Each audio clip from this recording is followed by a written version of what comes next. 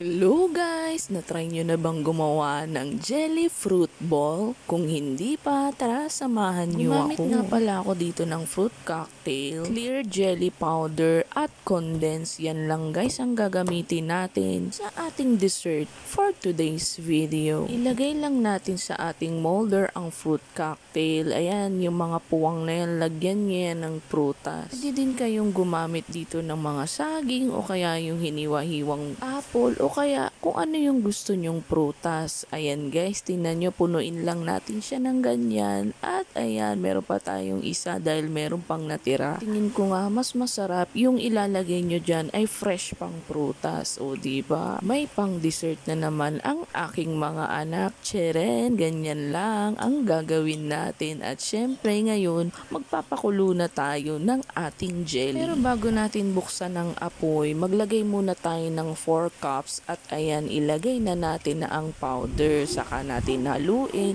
at saka naman natin bubuksan sa mahinang apoy ang ating kalan. Lagyan nyo na rin ng sugar para may lasa na ang ating gelatin.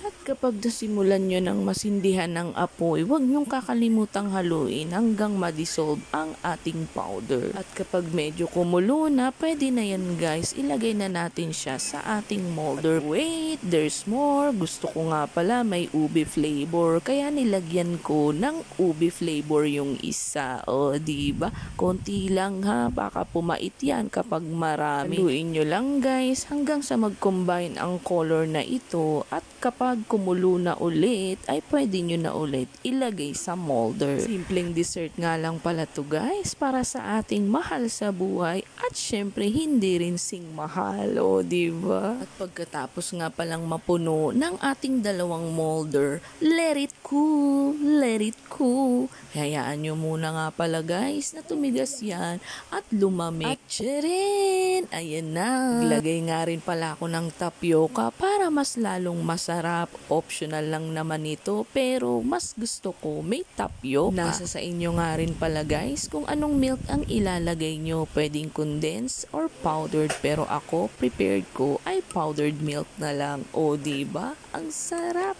Maraming salamat sa inyong panonood.